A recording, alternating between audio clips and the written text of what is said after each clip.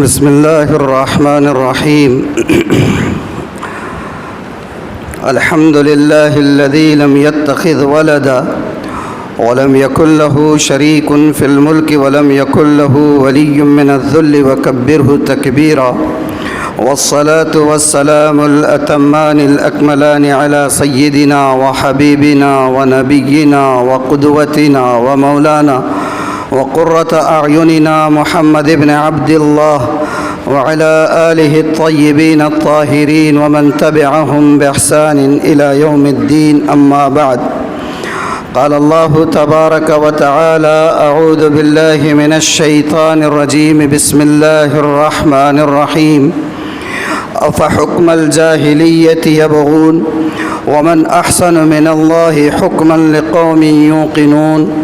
وقال تعالى: لهم البشرى في الحياة الدنيا وفي الآخرة لا تبديل لكلمات الله ذلك هو الفوز العظيم.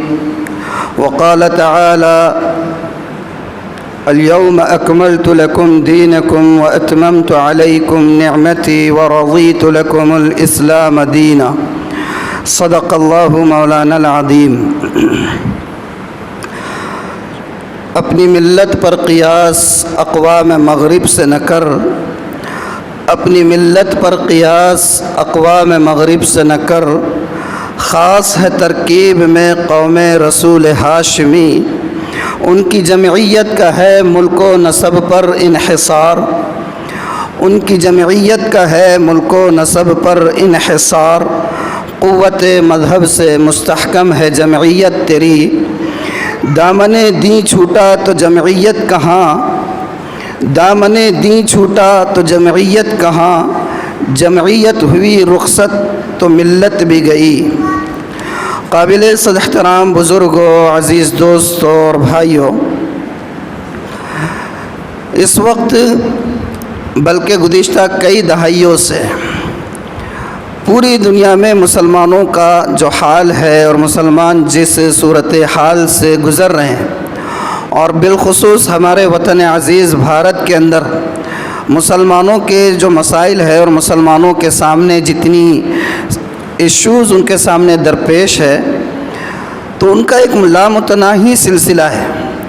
ہر ایک دن کوئی نہ کوئی نیا مسئلہ سامنے کھڑا رہتا ہے۔ آپ دیکھ لیجئے ایک تسلسل کے ساتھ 3 طلاق کا مسئلہ ہو، بابری مسجد ہو، آرٹیکل 370 کی منسوخی ہو، یا اسی طریقے سے گوونش پر پابندی کا معاملہ ہو، NRC ہو، یا ایسے مسائل ہیں جن کا سلسلہ ہے کہ رکنے کا نام نہیں لے رہا ہے۔ اور بہت افسوس کے بعد اور بڑے درد کے ساتھ یہ بات کہنی پڑتی ہے کہ جتنے مسائل اب تک ہم لوگ دیکھتے آ رہے ہیں اور ملت اسلامیہ ہندیہ جن جن مسائل سے جوجھتی چلی جا رہی ہے، ان تمام مسائل کے ہنگاموں کے وقت اور ان مسائل کے پیدا ہوتے وقت ہم دیکھتے تو یہ ہیں کہ مختلف مسلم تنظیمیں، مسلم جماعتیں اور آرگنائزیشنز میدان میں اتر جاتی ہیں اور کام بھی کرتی ہیں، کوششیں بھی ہوتی ہیں، احتجاجات بھی ہوتے ہیں، ناراضگی کا اظہار بھی ہوتا ہے، سب کچھ ہوتا ہے، لیکن اگر اوور آل دیکھا جائے تو یوں محسوس ہوتا ہے کہ یہ جتنے مسائل جن کا میں نے ابھی تذکرہ کیا، ان تمام مسائل کے اندر امت مسلمہ ہندیہ کی نمائندگی آرگنائزیشن کی جانب سے ہو یا انڈیویجول افراد کی جانب سے ہو یا اداروں اور انسٹیٹیوشن کی جانب سے ہو، زیادہ تر ان کوششوں کو کامیابی کا چہرہ دیکھنے نہیں ملا ہے۔ کسی بھی مسئلے میں مسلم نمائندگی کامیابی کے ساتھ نہیں ہوئی ہے۔ یہ ایک بہت بڑا المیہ ہے۔ ایک وہ دور بھی تھا کہ ہمارے جو اسلاف ہیں تاریخ کے دھارے کو موڑ دیا کرتے تھے، مسائل اگر سامنے آ جائے تو پامردی کے ساتھ ڈٹ کر اس کا مقابلہ کیا کرتے تھے، اور یہی وجہ ہے کہ اقبال کو یہ کہنا پڑا تھا اور اس نے کہا تھا اسلاف کے تذکروں کو سامنے رکھتے ہوئے کہ دشت تو دشت ہے دریا بھی نہ چھوڑے ہم نے، بحر ظلمات میں دوڑا دیے گھوڑے ہم نے۔ لیکن آج کیا صورتحال ہے؟ یہ صورتحال، یہ جتنے ایشوز میں نے آپ کو بتایا، ان تمام ایشوز کو دیکھ لیجئے اور ان تمام ایشوز کے کریٹ کیے جانے کے بعد مسلم نمائندگی کو دیکھ لیجئے کہ کیا حال ہے. بہت صورتحال افسوسناک ہے. اسی کشتی کو نہیں تاب طلا تم صد حیف، اسی کشتی کو نہیں تاب طلا تم صد حیف، رخ پھیر دیا کرتی تھی جو کبھی طوفانوں کے، رخ پھیر دیا کرتی تھی جو کبھی طوفانوں کے. تو یہ بہرحال بہت افسوسناک صورتحال ہے. اس وقت ابھی یہ جو موضوع منتخب کیا گیا بورڈ پر آپ دیکھ رہے ہیں، اس موضوع کے منتخب کرنے یا اس موضوع پر کچھ گفتگو کرنے کی اصل وجہ یہ ہے کہ آپ لوگ ماشاءاللہ باشعور طبقہ ہے. سوشل میڈیا کے ذریعے سے، اخبارات کے ذریعے سے اور آپس کے مذاکروں کے ذریعے سے اور ٹی وی کے ڈیبیٹس کے ذریعے سے آپ دیکھ ہی چکے ہوں گے کہ اس وقت ہر طرف اگر تذکرہ کچھ چل رہا ہے تو کس چیز کا؟ یکساں سول کوڈ کا، یونیفارم سول کوڈ کا یہ مسئلہ چل رہا ہے. اور سب عوام سن رہی ہیں، بحثیں ہو رہی ہیں، باتیں ہو رہی ہیں، ڈیبیٹس ہو رہی ہیں. لیکن سچی بات یہ ہے کہ یونیفارم سول کوڈ کیا ہے، اس سے کون کون افیکٹڈ ہوں گے، اس سے متاثر کون ہوں گے، اور اس کے آنے کی صورت میں فائدے کیا ہو سکتے ہیں اور نقصانات کا تخمینہ کیا ہوگا، اس کا اندازہ بہت کم لوگوں کو ہے. اس لیے لوگ تذبذب کا بھی شکار ہیں کہ کیا کیا جائے. یہ حکومت لا رہی ہے تو قوم کے حق میں، کنٹری کے اور ملک کے حق میں شاید اچھی بات ہے. ہمارے اندر کے بھی سو کالڈ انٹلیکچوئلس کچھ ایسے پیدا ہو جاتے ہیں جو پیڈ ہوتے ہیں، ان کی جیب بھرائی کا کام پہلے سے ہو چکا ہوتا ہے، تو ٹی وی کے ڈیبیٹس میں آ کر اور آپس کے بحث و مباحثے میں اور باتوں میں آ کر اس طریقے کی باتیں کرتے رہتے ہیں کہ بھائی ون نیشن ہے، ون رول ہونا چاہیے اور اس میں قوم کی جو ہے ترقی ہے. ایسی باتیں سامنے آتی ہیں اور لوگوں کو معلوم نہیں ہے.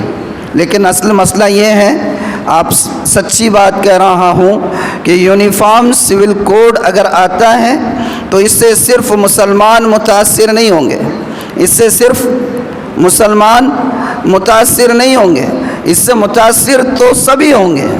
لگے گی آگ تو آئیں گے کئی گھر زد میں. لگے گی آگ تو کس نے کہا تھا؟ راحت اندوری نے. کیا کہا تھا؟ لگے گی آگ تو آئیں گے کئی گھر، آئیں گے زد میں کئی گھر. یہاں پر صرف ہمارا مکان تھوڑی ہے، لیکن یہ ان کو بتانا پڑے گا، ان کو اس کا ریئلائز کرانا پڑے گا ان کو کہ نقصان ان کا بھی ہے اور کس کس طریقے سے. تو مناسب لگا کہ آج کی جمعہ میں مختصر، کیونکہ وقت محدود ہوتا ہے، محدود وقت میں بہت زیادہ تفصیلی بات نہیں آ سکتی ہے. یہ یونیفارم سول کوڈ، یہ مسئلہ اصل میں کوئی نیا نہیں ہے. میں آپ کو بتاؤں کہ یہ مسئلہ دراصل آزادی سے بہت پہلے کا ہے، آزادی سے بہت پہلے سے چلا آ رہا ہے. یہ ایشو یہ ابھی کا ایشو نہیں ہے. ملک کی آزادی کے لیے جب مسلمانوں نے فریڈم موومنٹ اسٹارٹ کیا تھا، جنگ آزادی کا جب مسلمانوں نے بگل بجا دیا تھا، اور اس وقت ایسے آثار ظاہر ہو گئے تھے کہ جو قابض قومیں ہیں وہ کسی بھی وقت اپنا بوریا بستر یہاں سے لپیٹ سکتی ہے. تو جو شدت پسند عناصر تھے ملک کے اندر، وہ اسی وقت سے اس بات کے تانے بانے بننے لگ گئے تھے کہ یہ قابض ٹولہ جب اس ملک کو چھوڑ کر چلا جائے گا تو وہ کیا اسٹریٹجی ہو سکتی ہے، وہ کیا حکمت عملی ہو سکتی ہے، اور وہ کون سا دستور ہو سکتا ہے جس کے تحت اس قابض ٹولے کو جانے کے بعد ملک کو بھگوا کلر میں پوری طرح سے رنگ دیا جا سکے. یہ کوشش شروع ہی سے چلی آ رہی تھی.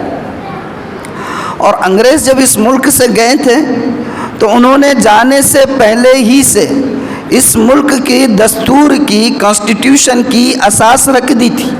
کئی یعنی کہ کانفرنسیں ہو چکی تھی کانگریس کے ساتھ، کئی ساری میٹنگز ہو چکی تھی جس میں یہ بات زیر بحث آئی تھی کہ ملک کو خالی کس طرح کیا جائے گا، کتنے انسٹالمنٹ میں جایا جائے گا، اور جانے کے بعد اقتدار کس کے ہاتھ میں دے کر جائیں گے، اور اقتدار دینے کی نوعیت کیا ہوگی، کیا جو ہے ریجنل لیول سے جو ہے تو تقسیم ہوگی یا جو ہے ریلیجن لیول سے جو ہے تو تقسیم ہوگی. یہ ساری چیزیں طے تھیں.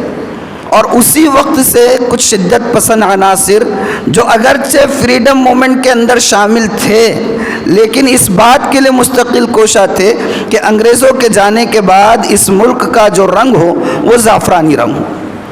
لیکن یہ چیزیں صرف باتیں تھیں، یہ ان کی اپنی کوششیں تھیں، ان کے عزائم تھے. بدقسمتی سے جب 1950 میں ہمارے دیش کا دستور اور کانسٹیٹیوشن بن گیا تو اس کے اندر دستور کی دفعہ 144 کے اندر یونیفارم سول کوڈ کی ایک دفعہ رکھ دی گئی. اور دفعہ کیا ہے؟ قانون نہیں بنا ہے، قانون نہیں بنا ہے کہ سب کے لیے یکساں کوڈ رہے گا، بلکہ دستور میں اس بات کی گنجائش رکھی گئی ہے. آرٹیکل 44 میں اس میں لکھا ہے کہ the state shall endeavor to secure for the citizens a uniform civil code throughout the territory of India. اس میں لکھا ہے کہ حکومت، ریاست، مملکت آگے چل کر اس بات کی کوشش کرے گی کہ ملک کے تمام شہریوں کے لیے یکساں جو ہے تو قانون، یکساں سول کوڈ لائے. صرف اس کا اشارہ دیا گیا دستور میں، قانون نہیں بنایا گیا. اور میں نے کہا کہ بہت پہلے سے دستور تو ہمارا نافذ ہوا 1950 میں، اس کے بہت پہلے سے ہی یہ لوگ اس کے لیے کوششیں کر رہے تھے. سب سے پہلی مرتبہ انڈین ہسٹری میں یونیفارم سول کوڈ کا تذکرہ اگر کہیں ملتا ہے تو وہ ملتا ہے نہرو رپورٹ کے اندر. اور نہرو رپورٹ بنی تھی 1928 میں، 1928 میں نہرو رپورٹ بنی تھی، اور اس کو لکھنے والے تھے موتی لال نہرو. اس میں انہوں نے ایک بات لکھی تھی کہ آگے چل کر حکومت کو چاہیے کہ وہ سارے ملک کے تمام شہریوں کے لیے کوئی یکساں قانون لائے. تو یہ کہہ سکتے ہیں کہ نہرو رپورٹ کا وہ کلاس جو تھا، وہ فقرہ جو تھا، وہ فقرہ دستور ہند کے اندر یکساں سول کوڈ کا پیش خیمہ تھا. وہیں سے یہ ساری کوششیں ہوئی، لیکن اشارہ تھا، قانون تو نہیں بنا تھا یکساں سول کوڈ کا. ہمارے ملک کا جو دستور ہے، کانسٹیٹیوشن ہے، اس کانسٹیٹیوشن کے جو فنڈامنٹل رائٹس ہیں، وہ تمام رائٹس اگر دیکھے جائے تو ان تمام رائٹس کی وجہ سے جو ہمارا پرسنل لا ہے، اسلامک پرسنل لا، مسلم پرسنل لا، وہ مسلم پرسنل لا فنڈامنٹل رائٹس کی وجہ سے سیکیور ہو جاتا ہے. اور فنڈامنٹل رائٹس کتنے ہیں؟ بہت سارے ہیں. Right to equality, right to freedom, right to freedom of religion, اور رائٹ ٹو ہیو پراپرٹی، یعنی آپ کو املاک رکھنے کا حق ہے، آپ کو مذہبی آزادی حاصل ہے، آپ کو ہر طرح کی آزادی ہے.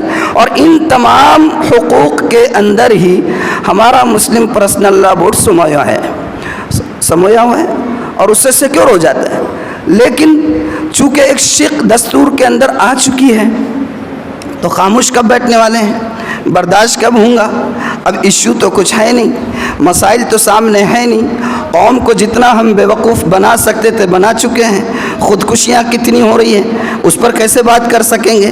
کسان مر رہے ہیں، اس پر کیسے بات کر سکیں گے؟ بے روزگاری دعووں کے باوجود، وعدوں کے باوجود اس کا ریشو بڑھتا چلا جا رہا ہے، اس کو کیسے چھپائیں گے؟ کتنے مسائل ہیں. عورتوں پر ظلم ہو رہا ہے، کتنے مسائل، ان کو کیسے آپ ہائڈ کرو گے، ان کو کیسے چھپاؤ گے؟ اور پھر سامنے اقتدار کا وہ مسند بھی ہے، اس کو بھی سیکیور کرنا ہے، جس پر بدقسمتی سے 2014 کے بعد سے قابض ہے، اس کو بھی سیکیور کرنا ہے. تو ہر ایسے موقعوں پر جب ملک کے اندر انتخابات کا مسئلہ ہوتا ہے، ایسے شوشے چھوڑے جاتے اور ایسی بلیاں جو ہے تھیلیوں میں لا کر اس کو باہر نکالنے کی کوشش کی جاتی رہی ہے. لیکن اس مرتبہ کا مسئلہ حساس ہے، اس مرتبہ کا مسئلہ نازک ہے، اس لیے کہ اب کوئی اور ایسا مسئلہ باقی نہیں رہ گیا ہے عموماً ظاہری نظر میں، بادی النظر میں، کہ جس کو لے کر بعد میں وہ کام کر سکتے ہیں. تو اس لیے اب وہ پورے ایک دم بہت شدت کے ساتھ اس کوشش میں لگے ہوئے ہیں کہ یکساں سول کوڈ کو اس ملک میں نافذ کیا جائے. اور یکساں سول کوڈ کیا ہے؟ یونیفارم سول کوڈ کیا ہے؟ یونیفارم سول کوڈ کیا ہے؟ بھئی مثال کے طور پر شریعت کا ایک قانون ہے نکاح کا، ایک قانون ہے طلاق کا، ایک قانون ہے فسخ نکاح کا، قانون ہے وراثت کا، قانون ہے وصیت کا، قانون ہے ہبہ کا، قانون ہے رضاعت کا، قانون ہے اوقاف کی املاک کا، یہ سارے مسائل ہمارے پرسنل لا سے ریلیٹڈ ہے۔ اب ان تمام مسائل کے لیے پورے ملک کے شہریوں کے لیے ایک ہی قانون ہوگا۔ میں نے جیسے شروع میں ایک شعر پڑھا، آپ نے اس کی شعر کی معنویت پر غور کیا ہوگا تو آپ کو بات سمجھنے میں آسان ہوگی۔ کیا شعر پڑھا تھا میں نے؟ سب سے پہلا جو شعر میں نے پڑھا تھا کہ اپنی ملت پر قیاس اقوام مغرب سے نہ کر، اپنی ملت پر قیاس اقوام مغرب سے نہ کر، خاص ہے ترکیب میں قوم رسول ہاشمی۔ ان کی جمعیت کا ہے ملک و نسب پر انحصار، ان کی جمعیت کا ہے ملک و نسب پر انحصار، قوت مذہب سے مستحکم ہے تیری جمعیت۔ ہمارا مذہب، ہماری جمعیت، ہماری یونٹی ہماری آئیڈیالوجی سے ہے، ہمارے نظریات سے ہیں، ہمارے عقائد سے ہیں۔ ہم جو ہیں نسبی طور پر مسلمان نہیں ہیں، ہم نظریاتی مسلمان ہیں۔ جو بندہ اگر بعد میں کنورٹ ہو کر اسلام قبول کرتا ہے تو کیا ہم ان کو جیوز اور برہمن کی طرح مسلم ایکسیپٹ نہیں کریں گے؟ بے دنیا میں ایسے لوگ بھی ہیں نا کہ دوسرے لوگوں کو اپنے دین اپنے مذہب میں قبول نہیں کرتے۔ آپ کو کہیں کبھی دنیا کی تاریخ میں یہ نہیں ملے گا کہ جیوز نے اور یہودیوں نے کبھی اپنے مذہب کی تبلیغ کی ہو۔ جو خاندانی طور پر یہودی پیدا ہوتا ہے وہی یہودی ہے، کسی اور کو وہ نہ یہودی بناتے ہیں اور نہ کوئی یہودی بن سکتا ہے۔ یہی حال یہاں کے برہمنوں کا ہے۔ آپ دیکھو گے دوسرے تمام مذہب کے لوگ ہو سکتا ہے کہ اپنے مذہب کی تبلیغ کا کام اور فریضہ انجام دے، لیکن برہمن وہ کبھی بھی آپ کو نظر نہیں آئیں گے کہ وہ اپنے مذہب کی جو ہے تو تبلیغ کر رہے ہو یا کسی اور کو برہمنیت میں آنے دینے کے روادار ہو، اس لیے کہ وہ ان کا مذہب یہ خاندان سے ہے، نسب سے ہے، جغرافیہ سے ہے، اور ہماری بنیاد، ہماری اساس اور ہماری سب کچھ جو ہے وہ مستحکم ہے ہمارے نظریات سے۔ نظریات مستحکم ہیں تو دین اور جمعیت برقرار ہے، اور اگر نظریات کے اندر تھوڑا سا بھی تلاطم آ گیا تو سمجھ جائیے کہ یہ معاملہ بہت حساس ہے۔ علماء نے یہاں تک لکھا ہے کہ یونیفارم سول کوڈ کا مسئلہ محض ایک حکومت کا فیصلہ نہیں ہے، بلکہ یہ مسئلہ کفر اور ایمان کا مسئلہ ہے۔ مسلمانوں کے لیے یہ چیز اٹل ہے، ان الحکم الا للہ۔ فیصلہ اگر کسی کا چلے گا تو کس کا چلے گا؟ اللہ کا چلے گا۔ وہ تمام معاملات، وہ تمام لاز جو ہمارے آئیڈیالوجی سے اور مذہب اسلام کی بنیادی تعلیمات سے ہٹ کر رہیں گے یا ان سے ٹکرائیں گے، ان کو ہم قبول نہیں کر سکتے۔ یہ ہمارے لیے زندگی اور موت کا مسئلہ ہے۔ اوروں کے لیے ہو سکتا ہے کہ اس میں ان کو کوئی مشکل درپیش نہ آ رہی ہو، اوروں کے لیے ہو سکتا ہے کہ اپنی تہذیب سے وہ دستبردار ہونے میں کوئی دقت محسوس نہ کرتے ہو، اوروں کے لیے کوئی مسئلہ نہیں ہے کہ وہ اپنے آپ کو کسی اور تہذیب اور کلچر میں مرج کر دے اور ضم کر دے، لیکن مسلمان خاص ہے ترکیب میں قوم رسول ہاشمی۔ یہ ہماری تہذیب، ہماری ثقافت، یہ ہمارے عقائد سے وابستہ ہے۔ اور آج کوشش کیا کی جا رہی ہے؟ ملک کے اندر تمام فرقوں کے لیے یکساں قانون لانے کی۔ شادی آپ کرو گے حکومت کے بتائے ہوئے طریقوں سے، ایجاب و قبول نہیں ہوگا۔ آپ طلاق دو گے حکومت کے بتائے ہوئے طریقوں کے حساب سے، وہاں پر آپ کو جو ہے طلاق کہنے کی ضرورت نہیں ہے، نہ انٹینشن کی ضرورت ہے، بس آپ کو اسی قانون کو فالو کرنا ہے۔ اور بھی بہت سارے وراثت کے مسائل، وصیت کے مسائل اور ہبہ کے مسائل، اوقاف کی املاک کے مسائل۔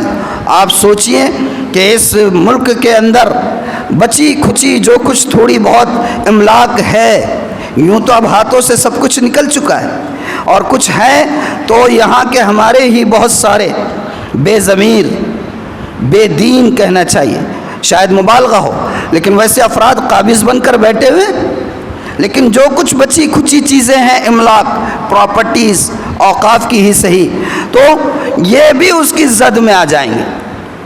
پہلے ہی آپ بامبے میں اور ادھر ادھر میٹرو سٹیز میں انٹیلیا اور پتہ نہیں کیا کیا بنوا چکے ہو، اپنوں ہی کی بے ضمیری کی وجہ سے بنے ہیں نا، یا کوئی اور آ کر جو ہے ڈنڈا لے کر سوار ہوا تھا۔ اب جب قانون بن جائے گا تو کیا رہ جائے گا ہاتھ میں؟ تو اس لیے کیا کرنا ہے؟ کیا کرنا ہے؟ کچھ ہے جواب دیجیے، کیا کریں گے؟ عزم کرنا ہے۔ ہاں، اسلام کی فطرت میں، یہ تو ہم امید رکھیں گے انشاءاللہ اللہ کی ذات سے، اسلام کی فطرت میں قدرت نے لچک رکھی ہے، اتنا ہی یہ ابھرے گا جتنا کہ دباؤ گے۔ اور یہ بھی دیکھا گیا ہے، اللہ کا کرم ہے کہ جب حالات آئے مسلمانوں کا تعلق دین سے مضبوط تر ہوا ہے، اور انشاءاللہ اب بھی ہم یہ حوصلہ دکھائیں گے، اب بھی ہم یہ حالات دکھائیں گے۔ اب یہ ایسا نہیں ہو سکتا ہے کہ اسی نہج پر حالات چلتے رہے۔ دوسری بات، حکومت نے بدقسمتی سے اور انفارچونیٹلی یہ یونیفارم سول کوڈ کے مسئلے کو سبز اور زعفرانی رنگ میں رنگ دیا ہے، اور اس کی وجہ سے لوگوں کو احساس نہیں ہے، دوسری کمیونٹیز کے لوگوں کو، کہ مسئلہ کیا ہے، اس کی سنگینی کیا ہے، اور انہوں اس سے کتنے متاثر ہونے والے ہیں۔ آج کل ہر چیز کو بس ایک رنگ دے دیا جا رہا ہے، مسلم نام آ گیا تو سب یکجٹ ہو جا رہے ہیں۔ تو اب ہمیں کوشش اس بات کی بھی کرنی ہوگی کہ ہم اوروں کو بتائیں کہ مسئلہ کیا ہے، یہ اس سے متاثر کون کون ہونے والے ہیں۔ شادی بیاہ کا ان کا جو ہندوؤں کا طریقہ ہے، سب سے زیادہ تو وہ متاثر ہوں گے۔ ان کے پاس نہ کنیا دان ہوگی، نہ اگنی ساکشی ہوگی، نہ 7 پھیرے ہوں گے، نہ جو ہے اور کچھ جتنے ان کے ٹریڈیشنل ہے، ان کے رسومات ہے وہ ہوگی۔ اور اسی طرح ڈیورس کے مسائل ہیں، ہمارے پاس دلت کا طبقہ ہے، ٹرائبس ہیں، یہ جتنے طبقے ہیں یہ سب متاثر ہونے والے۔ سکھ برادری یہ متاثر ہوگی۔ سکھ برادری کو پتہ نہیں، مجھے کبھی کبھار سمجھ نہیں آتا ہے، وہ اپنی تہذیب سے، اپنے ثقافت سے اور اپنے کلچر سے اور شاید اپنے ریلیجن سے بھی دستبردار ہوتے چلے جا رہے ہیں۔ اب دیکھیے کتنے زوروں سے ہولی مناتے ہیں ناندیڑ میں۔ کیا ہولی منانا ان کے مذہب کا حصہ ہے؟ یہ تو ہندو تہذیب ہے، یہ تو ہندو دین کا جو ہے تو ایک پارٹ ہے۔ ہولی مناتے ہیں، دیوالی مناتے ہیں، ان لوگوں کو کوئی رکاوٹ نہیں ہے، انہیں اپنے مذہب سے، دین سے بیزار ہونے میں اور دستبردار ہونے میں کوئی دقت نہیں ہے۔ مسئلہ ہے تو کس کا ہے؟ مسلمانوں کا ہے۔ NRC کے وقت کتنی شدت سے مسلمانوں نے اپنا احتجاج درج کرایا تھا، لیکن ابھی مسلم پرسنل لا بورڈ جو اس ملک کے اندر مسلمانوں کی ایک واحد مشترکہ اور یونائٹڈ یعنی کہ پلیٹ فارم ہے، جس کے تحت یہ کام انشاءاللہ ہم اپنے اکابرین، اپنے بڑے ساری تنظیموں کے ذمہ داران اس سے وابستہ ہیں، سارے مکاتب فکر کے ذمہ داران اس سے وابستہ ہیں۔ کیا مکتب فکر دیوبند ہو، کیا بریلوی ہو، کیا اہل حدیث ہو، کیا جماعت اسلامی ہو، یا اور کوئی تنظیمیں ہوں، سارے ہی اس سے وابستہ ہیں، اور وہ ساری قوم کا ایک مشترکہ پلیٹ فارم ہے، اور اس پلیٹ فارم سے کچھ ابھی اس سلسلے میں انسٹرکشنز دیے گئے۔ ہمیں اس وقت اپنے بڑوں پر اعتماد کرتے ہوئے، میں نے شروع میں اگرچہ یہ رونا رویا ہے کہ ماضی میں جتنے مسائل آئے، چاہے NRC ہو، چاہے گوونش پر پابندی ہو، چاہے بابری مسجد ہو، چاہے ٹرپل طلاق ہو، چاہے آرٹیکل 370 کی منسوخی ہو، یہ جتنے مسائل آئے، مسلم قوم کی نمائندگی اس میں ہمیں 100% کامیاب نظر نہیں آتی، لیکن اس کے باوجود بھی ہمیں اپنے قیادت پر سے اعتماد ہٹانا نہیں ہے۔ اور بڑوں کا کہنا یہ ہے کہ ابھی تک یہ معاملہ یہ انیشیل مومنٹ پر ہے، یونیفارم سول کوڈ کا مسئلہ انیشیل مومنٹ پر ہے، ابتدائی مرحلے میں ہے، ابھی یہ قانون بنا نہیں ہے۔ لا کمیشن آف انڈیا نے عوام سے ایک سوال کیا ہے کہ وہ یونیفارم سول کوڈ کے سلسلے میں اپنی کیا رائے رکھتے ہیں۔ رائے جس کی زیادہ آئے گی اس حساب سے یہ لوگ کوئی فیصلہ لیں گے۔ اور پہلے تو یہ بات بتاؤں کہ یہ مسئلہ صرف پارلیمنٹ کا ہے، سپریم کورٹ اس میں کوئی حصہ نہیں لے سکتا ہے۔ لیکن میں آپ کو بتاؤں، بدبختی ہے یعنی انفارچونیٹلی، بدقسمتی سے ابھی یہ جو ایشو چل رہا تھا تو کچھ کتابیں دیکھنے کا موقع ملا، تو یہ دیکھ کر پڑھ کر بڑی حیرت ہوئی کہ اس مسئلے کو گرمانے والے دراصل سپریم کورٹ کے ججز ہیں، یہ ان کا میدان ہی نہیں ہے۔ شادی بیاہ کے کچھ مسائل، کچھ ڈسپیوٹس ان کے پاس ٹیبل پر آ گئے، ان کا ورڈکٹ اور اس کا فیصلہ وہ کر رہے ہیں، اور فیصلہ کرنے کے بعد لاسٹ میں ریمارکس دے رہے کہ ایسا لگتا ہے ان تمام ڈسپیوٹس کو دیکھ کر کہ اب حکومت کو یونیفارم سول کوڈ کی طرف پیش قدمی کر دینی چاہیے۔ ایسے کئی ورڈکٹس، ایسے کئی فیصلے ہیں ایون سپریم کورٹ کے ججز کے۔ اور جب یہ ان کے ریمارکس آئے تو ہندو ٹائمز اور بہت سارے جو نیشنل وائڈ جو پیپرز ہیں، نیوز پیپرز، ان کے بہت سارے کالمنسٹ یہ لکھ چکے ہیں کہ ایسا لگتا ہے کہ ہمارے دیش کی سپریم کورٹ ہمارے دیش کی سپریم کورٹ وہاں بھی گھس جاتی ہیں جہاں پر گھسنے کے لیے فرشتے 10 بار سوچنے پر مجبور ہو جائیں گے۔ یہ ہندو ٹائمز کا ریمارکس ہے سپریم کورٹ کے ججز کے بارے میں کہ یہاں کی سپریم کورٹ ایسا لگتا ہے کہ اتنی جری ہو چکی ہے پارلیمنٹرین ایشوز کے اندر مداخلت کی کہ وہ وہاں بھی گھس سکتی ہے جہاں پر گھسنے کے لیے فرشتے 10 بار سوچیں گے۔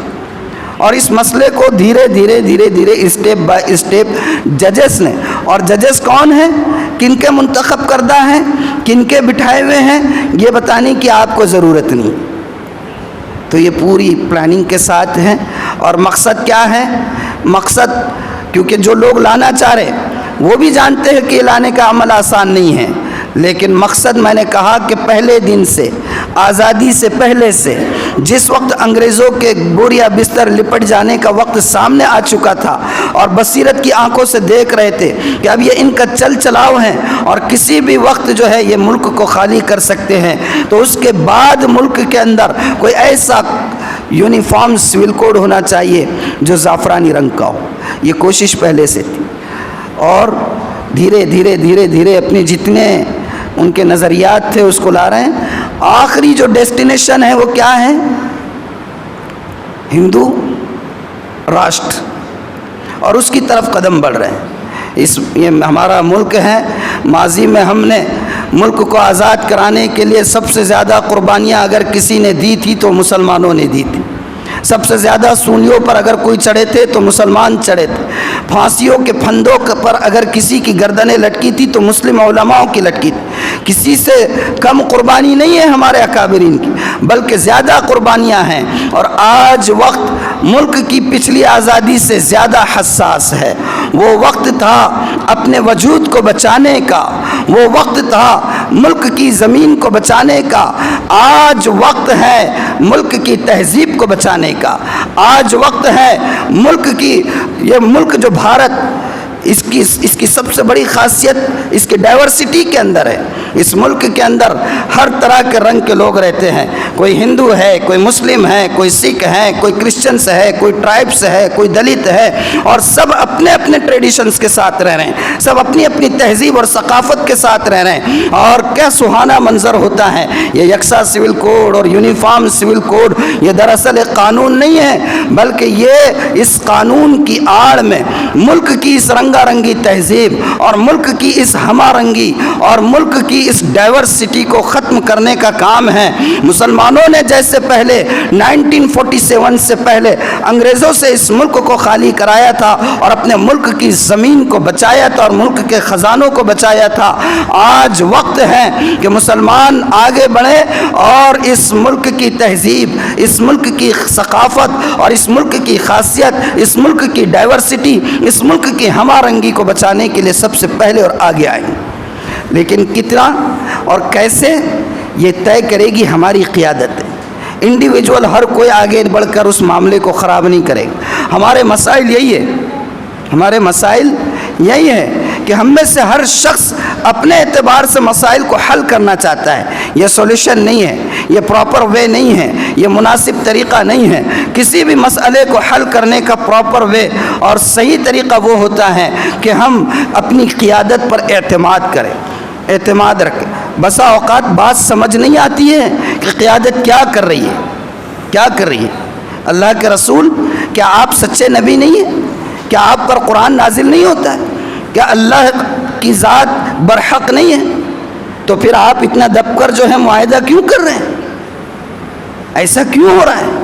یہ بات تو صحابہ کے ذہن میں بھی آئی تھی صلح حدیبیہ کے وقت۔ آج جس طرف دیکھو قیادت کے اوپر جو ہے حرف اٹھانے کا بخار چڑھا ہوا ہوتا ہے۔ ٹھیک ہے، کوتاہی ہو سکتی ہے، کوتاہی ہو سکتی ہے، لیکن ایسا نہیں ہے کہ سوئے ہوئے ہیں۔ تو کام ابھی اس وقت کیا کرنا ہے؟ میں نے کہا کہ قانون بنا نہیں ہے، ابھی اس کی طرف پیش قدمی ہو رہی ہے۔ لا کمیشن آف انڈیا نے ایک سوال جاری کیا ہے کہ آپ کی رائے یونیفارم سول کوڈ سے ریلیٹڈ کیا ہے، وہ سب کو جمع کرنا ہے۔ اب ہماری قوم کا مسئلہ یہ ہے، جب بات کوئی سامنے رکھے تو سنتے غور سے ہیں، اور نکڑ پر، ہوٹل میں اور کارنروں پر اس پر بحث و مباحثہ ہوتا ہے۔ عملی کام ہم لوگ کرتے نہیں ہیں. یہ بہت بڑی ٹریجڈی ہے. آپ یقین مانیے کہ کئی کلپس ایسے دیکھنے میں آئے, بغیر مبالغے کے کہہ رہا ہوں, کئی کلپس ایسے دیکھنے میں آئے ہیں جس میں ہمارے برادران وطن یونیفارم سول کوڈ کے حق میں رائے دینے کے لیے پتہ نہیں کتنا ٹیکنالوجی کا استعمال کر رہے ہیں اور لوگوں کو آسان کر کے دے رہے کہ آپ صرف اس کو جو ہے ہاں میں آگے بڑھا دیجیے. ہمارے پاس کیا کر رہے ہیں ہم لوگ؟ سوئے ہوئے. تو اللہ کا کرم ہے, مسلم پرسنل لا بورڈ انہوں نے جو ہے اس حالت کو دیکھتے ہوئے یہ ایک جو سوال نامہ جاری کیا گیا ہے لا کمیشن آف انڈیا کی جانب سے, اس سوال نامے کا جواب بھیجنا ہے کہ ہم اس کو اپوز کرتے ہیں. کس کو؟ یونیفارم سول کوڈ کو ہم اپوز کرتے ہی ہے. تو اب آپ کیسے کرو گے؟ اب ہر شخص, اب اتنا ترقی یافتہ ہو گیا ہے زمانہ, لیکن اکثریت آج بھی ہم میں ایسی ہیں جو نہ میل بھیج سکتے ہیں, نہ ریسیو کر سکتے ہیں, نہ ٹیکنالوجی سے پورا فائدہ اٹھا سکتے ہیں. تو اللہ کا کرم ہے کہ مسلم پرسنل لا بورڈ نے مسئلے کو بہت آسان کر دیا ہے. آپ کے لیے جو ہے ہارڈ روٹی نہیں بنائی گئی ہے, اپما بنا کے دے دیے, اپما, دانت بھی نہیں لگتے نگل لینے کا, خالی ایسا. تو کرنا کیا ہے؟ یہ ایک سوال نامہ ہے, ای میل کے تھرو ہے, اس کا جواب بھیجنا ہے. اس کا ایک بار کوڈ بنا دیا گیا ہے. یہ بار کوڈ دکھ رہا ہے آپ کو؟ یہ بار کوڈ بنا دیا گیا ہے. اس بار کوڈ کو آپ اسکین کرو گے تو اسکین کرنے کے بعد ڈائریکٹ جو ہے آپ پہنچ جاؤ گے اس میل کے لنک پر. کہاں پہنچو گے؟ میل کے لنک پر. اور کرنا کیا ہے؟ کچھ نہیں, جسٹ اس لنک کو ایک مرتبہ آپ نے کلک یا پریس کرنا ہے. جیسے ہی آپ اس کو اسکین کرو گے موبائل میں آپ کے وہ لنک آئے گا, لنک کو آپ نے پریس کرنا ہے. اس کے بعد کچھ نہیں لکھنا ہے, کچھ نہیں لکھنا ہے, کچھ ٹائپ نہیں کرنا ہے. اگر آپ پڑھنا چاہتے ہیں تو پڑھ لیں کہ آپ کیا سینڈ کر رہے ہیں. اور سائڈ میں جو سینڈ کا ایرو بنا ہوتا ہے ای میل کے اندر گوگل میں, اور اگر آپ ڈیسک ٹاپ کے تھرو کر رہے تو لیفٹ سائڈ میں, اور اگر ڈیوائس سے کر رہے ہو تو رائٹ سائڈ میں اوپر جو ہے تھوڑا سا ایرو بنا ہوتا ہے, اس ایرو کو پریس کر دیجئے. آپ کا جواب چلا گیا. یہ جواب کیا ہے؟ یہ جواب یہ ہے کہ ہم یونیفارم سول کوڈ کو اپوز کرتے ہیں. اب یہ کہاں ملے گا آپ کو؟ کہیں جانے کی ضرورت نہیں ہے. آپ یہاں سے جائیں گے, وہ دیوار پر لگائے, دیکھیں سامنے دیوار پر لگائیں, وہاں پر ہم نے چپس پا کر دی. اور ادھر سے جو لوگ جائیں گے ان کے لیے وہ بلیک بورڈ پر یہ جس پر اعلان وغیرہ لکھا ہوتا ہے وہاں پر بھی چسپا ہوا ہے. وہاں سے بھی آپ جاتے جاتے اپنا ڈیوائس نکالیے, ہینڈ سیٹ نکالیے. اگر آپ کے پاس بار کوڈ والا, کیو آر کوڈ والا اگر اپلیکیشن نہیں ہے تو ڈاؤن لوڈ کر لیجئے. اور اسی وقت ہنگامہ کرنے کی ضرورت نہیں ہے, بیٹھ کر اطمینان سے آپ عصر میں آئیے, رہے گا انشاءاللہ, مغرب میں آئیے, رہے گا. 14 تاریخ تک اس کی لاسٹ ڈیٹ. کب تک ہے؟ 14 تاریخ تک یہ جواب سبمٹ کرنا ہے. کریں گے انشاءاللہ. اور نہ صرف ہم کریں گے بلکہ جتنے اپنے جاننے پہچاننے والے ہیں سب کو آگاہ کریں گے انشاءاللہ. تو جواب داخل کرنا ہے. اور دوسری بات, ہمارے جو برادران وطن ہیں ان لوگوں کو بھی بتانے کی ضرورت ہے کہ بھئی یہ قانون ہے کیا. آپ صرف ایک چشمہ جو لگایا ہوا ہے آپ نے زعفرانی گلاسز کا, وہ ہٹا کر دیکھیے تو آپ کو نظر آئے گا کہ کتنے کھڈے ہیں اور کتنے جو ہے تو نقصانات ہونے والے ہیں. تو ہمارے برادران وطن کو بھی بتانا پڑے گا, بتائیں گے انشاءاللہ. مگر افسوس یہ ہے ہم تعلقات کہاں رکھتے ہیں؟ تعلقات رکھتے کہاں ہیں؟ ہم تو اپنی اپنی کالونیز اور اپنی اپنی کمیونٹی ایک طرف کر کے بیٹھے ہوئے ہیں, تعلقات رکھتے ہی نہیں ہیں. بارہا یہ بات کہی جاتی ہے, موالات سے منع کیا گیا ہے. اسلام میں غیر مسلموں کے ساتھ تعلقات کی کئی نوعیتیں ہیں. بار بار قرآن جو کہتا ہے کہ یا ایھا الذین آمنوا لا تتخذوا الکافرین اولیاء من دون المؤمنین, تو اس کا مطلب یہ ہے کہ بالکل یہ تعلق رکھنا ہے, تعلق نہیں رکھنا ہے. ایسا نہیں ہے. آپ کا لین دین ہے, آپ کے معاملات ہیں, آپ کے ٹرانزیکشنز ہے, آپ کا اڑوس پڑوس ہے, آپ کا آنا جانا ہے, اس کی بالکل گنجائش ہے. بلکہ ایک ایسے دیش کے اندر اور ایسی کنٹری کے اندر جہاں پر تکثیری مزاج ہے, جہاں بہت کمیونٹی کے لوگ رہتے ہیں اور اکثریت ان کی ہے, اگر ہم ان سے کٹ کر رہیں گے تو نقصان ہمارا ہو سکتا ہے. تو وہاں جو ہے برادرانہ تعلقات بنانے کی ضرورت ہوتی ہے. ہاں منع کیا گیا ہے تو وہ موالات سے. کس سے؟ اور موالات کا مطلب یہ ہوتا ہے کہ ایسی گہری دوستی کہ آپ کا اور ان کا ایک دوسرے کے گھر میں آنا جانا ہے, راز و نیاز کی باتیں بتا رہے ہیں, تو اس کی وجہ سے یہ امکان ہوتا ہے کہ کہیں آپ اپنی راز کی بات نہ بتا دیں یا یہ نہ بھی بتائے, تو اس بات کا امکان تو زیادہ ہوتا ہے کہ بہت زیادہ گہری اور شدت کے ساتھ تعلقات کی وجہ سے امکان ہے کہ آپ ان کی تہذیب کو بہت ہلکا لینے لگ جائیں اور اس کو اپنانے میں قباحت محسوس نہ کریں. یہ اندیشہ ہوتا ہے. ورنہ ان سے تعلقات رکھیں گے, ٹرانزیکشن کریں گے, لین دین کریں گے تو ہی سیکیور رہیں گے.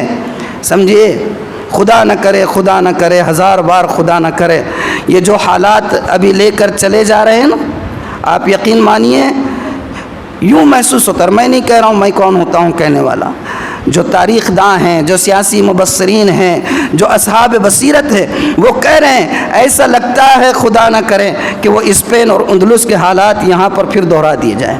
تو ہمارے برادران وطن کو بتانے کی ضرورت, بتائیں گے انشاءاللہ. راحت اندوری کا شعر پھر یاد آ رہا ہے, اسی پر بات ختم کر دیتا ہوں کیونکہ موضوع سے لگ کر ہے.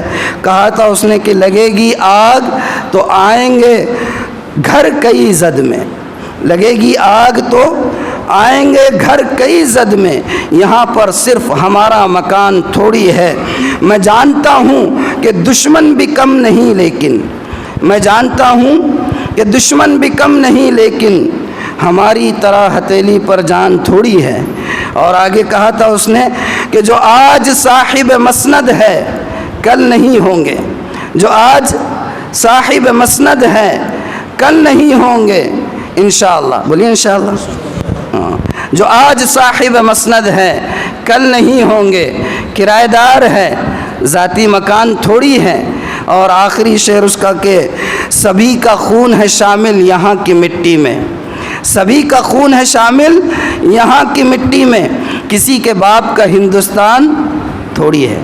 تو ہمارے اسلاف نے جو قربانیاں دی ہیں اس کو یاد کرنا ہے اور ملک کی تہذیب کو بچانے کے لیے پھر سے ہمیں تیار رہنا ہے انشاءاللہ. ابھی احتجاج نہیں, دھرنے نہیں, جو کہا گیا ہے اتنا کریں گے انشاءاللہ. اللہ تعالی عمل کی توفیق عطا فرمائے. جن لوگوں نے سنتیں نہیں پڑھی ہیں وہ جلدی جلدی سنتیں ادا کریں.